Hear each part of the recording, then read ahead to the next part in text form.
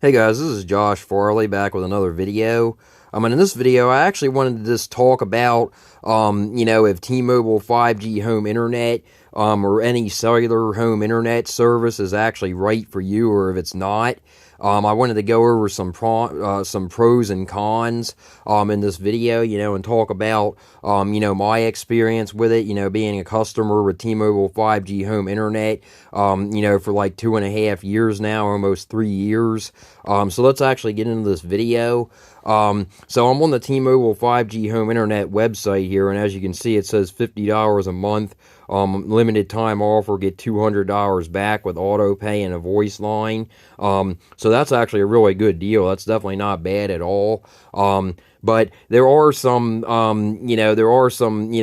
and cons, and like I said, I'm going to get into them in this video. But that's the first pro is the price. $50 a month, that's definitely not bad at all. Even $60 a month, for newer customers, that's still not bad at all. Compared to a couple of $100 for cable, like we were paying. We were paying like $200-300. Just for internet and one phone line, with Comcast or Xfinity, whatever you want to call them. And that was a landline phone, not an actual cell phone service. So, that's the first pro is the price, of these services, and Verizon, we can't actually get Verizon 5G home internet here, but they're only like $20 from what I've heard. And then, AT&T, I believe they're like $50 or something as well. So that's definitely not bad at all. So that's a pro. That's one of the pros that I wanted to discuss. And another pro is, you get around the same speeds depending on your area. I'll get more into the detail about that. You can get, around the same speeds depending on your area, and the equipment that you have. I'll get into more detail on that. But you can get, around the same speeds as a cable provider. We actually average around the same speeds that we were getting with Comcast or Xfinity, and I'll get more into detail about that as well. But we actually had the base plan of Comcast / Xfinity, whatever you want to call them, and we were averaging, we were supposed to be getting like 500 to 600 for the download, and we did, occasionally, most of the time it was like 500 to 600, like they said, a little bit higher than 500, so that, definitely wasn't bad at all. We were paying, like $300 though or more, just for internet and, one phone line, one home phone line. And that was just, getting ridiculous. But ever since we switched to T-Mobile 5G home internet, we've been fine. So those are basically the pros, that's the pros. There's not really many other pros that I can really think, really think of off the top of my head. Other than the price, and the price and the, it's just a really good price. You just really can't, find better than that price. So now I'm actually going to get into the cons, and there's more cons than there is pros, unfortunately. So this is a very area specific, service. It depends on your area. It's going to depend on what kind of gateway you have. It's going to depend on what kind of, like just your area in general. It's going to depend if you have bad weather. It's going to depend, if you have a lot of trees in your yard. It's going to depend on, a bunch of different stuff. What kind of speed you'll get. Now they say that you average, that people average like 200 or less for the download. So that's a little bit, low in my opinion. We average actually, with the equipment that we had, when we had the stock T-Mobile 5G home internet gateways, we've actually had 3 of them. We had the Arcadian gateway to start out with, and then I actually got the Sagicom Fast gateway, and that gave me a little bit better speeds, but it still wasn't, exactly what I was looking for. And then I actually upgraded. I actually bought it myself, and it was actually called the G4, I believe it was called, the G4 gateway, which is actually made by T-Mobile, and that was the white one. That's the newest one out right now, I believe. And that one, gave us a little bit better speeds. We were averaging with the other ones, we were averaging like 200 to 300, on the download. And then, for the upload, we were getting like 10 sometimes lower than that on those two. But when I upgraded to the white one, I saw that we actually got like 300 and sometimes 400 on the download, and around like 20 to 30 for the upload. So that definitely wasn't bad. And on all of them, we got decent ping, like 30, 40, 50 ping. So that definitely wasn't bad at all. But it's very area specific, depending on what you'll get. And you definitely have to move around the gateways, to see, where it's best to get signal, because the gateways are very touchy. So if you move them, away from the signal area, where they get the best signal area, they're going to get, you're going to get slower speed. So it's very area specific where you put those as well. The placement is definitely key, where you put them. So you definitely have to find out where your tower's at, and do some research and see what way your tower's facing, from your house and everything, and stuff like that. So you have to keep that in mind as well, stuff like that, where your tower's at, stuff like that and everything, where the gateway is, where you place it, all that kind of stuff. And then you have to realize that, if you're going to be needing this for work, if you're going to be needing this for work from home, or, small business or something like that, it may work for you or it may not. Like I said, it's very area specific. That's one of the cons of the service. So you have to take that in consideration, where the gateway's at. Like I said, you have to put it somewhere where it's going to get the best speeds, and they also have third-party gateways out there. I actually use a third-party gateway myself. I have videos on my channel talking more about that. I use a Chester Cheetah version 2. I'll leave a link down below in the description to that actually has band locking, so I can get faster speeds. I actually average, with the regular gateways, I only average like 200 to 300 and occasionally 400 on the download, like I said. And then when I got the Chester Cheetah version 2 gateway / modem, I band locked some, and then I ended up getting like speeds to 500 to 600, and that's also using a waveform 4x4 antenna as well. So you have to keep that in mind as well, that I'm using third-party stuff. This is not, with the stock T-Mobile stuff that I got, from them. So you have to keep that in mind. So I'm not actually telling you guys to run out and buy third-party gateways, for this service. You might be able to get away with using just the default, the stock T-Mobile 5G home internet gateways, with the service. You might get speeds in the 500 to 600 range with the default gateway, the stock one. But for us, it wasn't that case. And another thing I want to talk about as a con is bad weather. So this is a really big one. If you live in an area where it's bad weather constantly, we live in South Jersey, so it's not always bad weather here. But for example, we had a windy day. We had a few windy days, and that doesn't really happen very often here. But this is a perfect example. We had like 3 straight windy days. And before, I know that we would have gotten worse speeds with the default T-Mobile 5G home internet gateway. So basically, if the weather is bad, it's going to affect the speeds. That's a really big con with this. So you have to keep that in mind. So for example, we were getting like 200 to 300, sometimes 400 with the default gateway, the default T-Mobile 5G home internet gateway. And when it would be bad weather, whether it would be storming, windy, raining, stuff like that, it's going to affect it because it's a cellular network. So you have to keep that in mind. So when we would get bad weather with the stock T-Mobile 5G home internet gateway, excuse me, we would average like anywhere from like 180 to 200, when it was bad weather. So the speeds got cut in half. We would normally average like 300 to 400, like I said, with the default gateway. So, if you average, like say you average worse speeds than that, that's going to get cut in half. So you have to keep that in mind, on bad weather days, that those speeds are going to be cut in half. So for us now, it's not really that big of a deal because we average 500 to 600 on the download. Yeah, the ping and stuff, sometimes does go up higher, when it's bad weather, but it's still usable.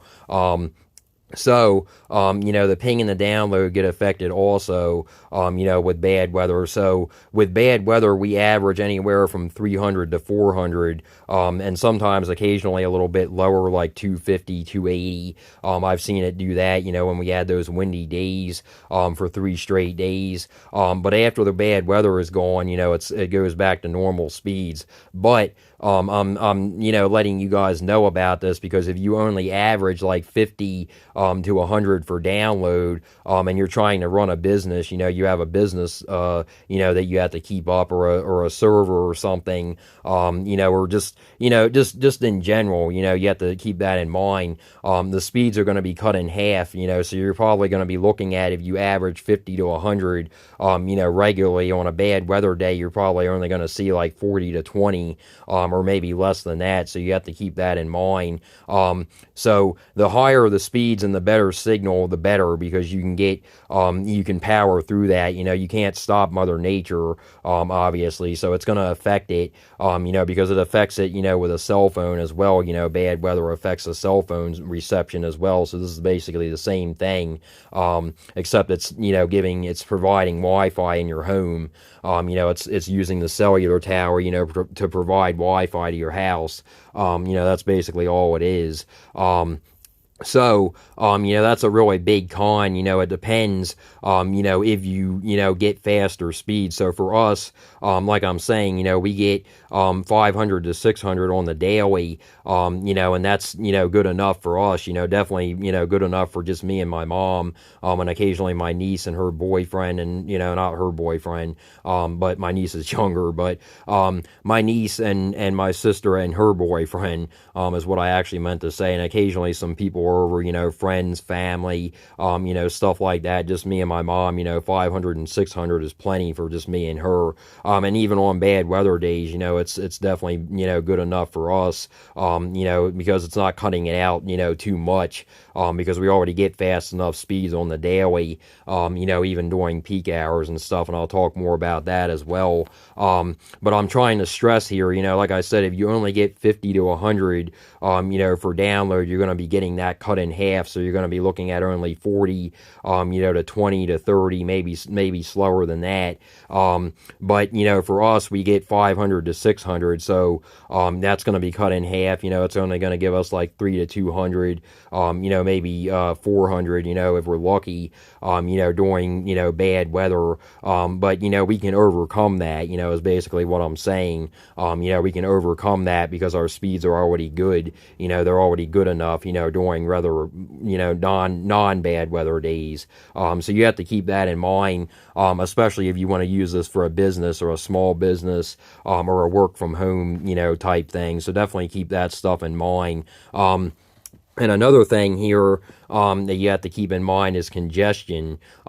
So we live in a rural area. There's only like one tower, down the road from us. We live in a rural area, so our connections, we don't really notice congestion very often. For people that live in a city, you might notice slowdowns in speed. If you live in a city, you're probably most likely going to notice slowdowns. Like I said, we don't really notice slowdowns. What we get, we average like 500 to 600 on the daily, no matter what time. And we also have third-party equipment, so you have to keep that in mind also. We don't have a problem with congestion, but that's another thing that you have to keep in mind. That goes back to being area specific. With where we live in South Jersey, we don't see many, slowdowns unless it's bad weather, because we live in a rural area, a lot of farm area around here. A lot of people don't even have T-Mobile around here. A lot of people can't even get T-Mobile 5G home internet around here. And a lot of them can't even get the 5G home internet, for Verizon. I can't get that. I can't get the AT&T home internet. So it's very, it's very area specific and stuff, so definitely keep that in mind, about the congestion and the weather. So those are basically the cons of it, that's the cons of it. And the pros, obviously, I talked about those as well. So it's really good to hear it from me because I've actually been with them almost 3 years now. So I definitely know what I'm talking about with this stuff. I've been through, basically all the gateways. I had the Arcadian, I had the Sagicom Fast. past. I had the white one, the G4, I believe it's called. Like I said, so I've been through all of them. And I also have the now I have the third party gateway with the band locking. So you have to keep that in mind. That might not even work for you. It depends on your area. If you are even able to band lock and stuff. But the good thing is about that gateway, there's also other ones out there like the Sage and Com. No, not the Sage and Com. I'm talking about the T-Mobile one on that one. The Sage and Com is a T-Mobile gateway. They can band lock. The Chester Cheetah version 1 and the Chester Cheetah version 2, they can band lock.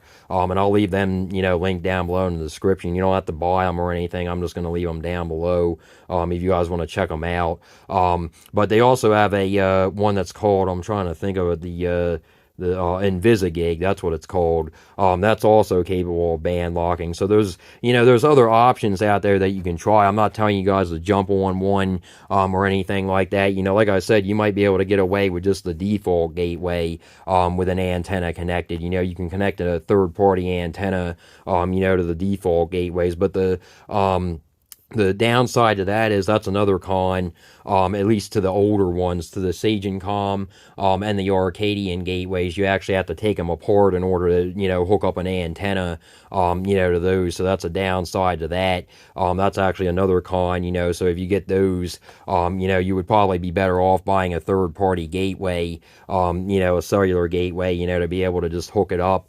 Like the Chester Cheetah has, I can just hook up my waveform, to that with no problem without worry about taking it apart or anything like that.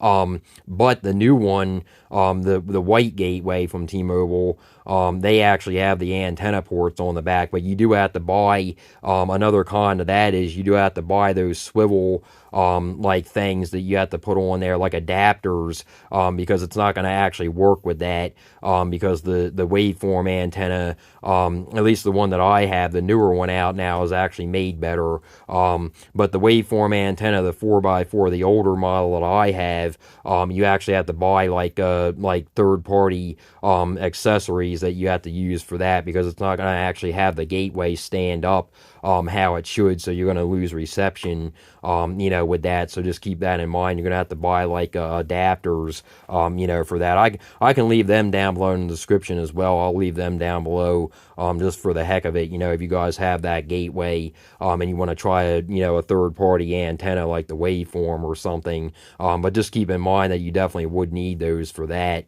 because it's just how it's made, unfortunately, for the waveform antenna. So I'll leave those down below in the description as well.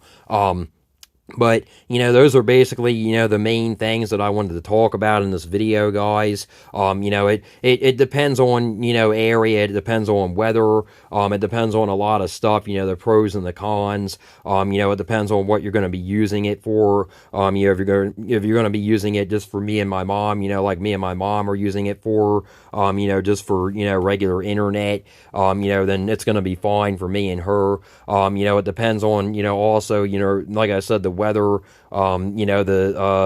the peak hours of the day, it's going to depend on the hours of the day, what kind of day it is, if it's bad weather, like I said, if it's, it depends, a lot on area, that's what I'm basically getting out, is it's very area specific, where the tower's at, stuff like that, how far the tower's away from you. The tower is only right down the road from us, so that's why we get these kind of speeds.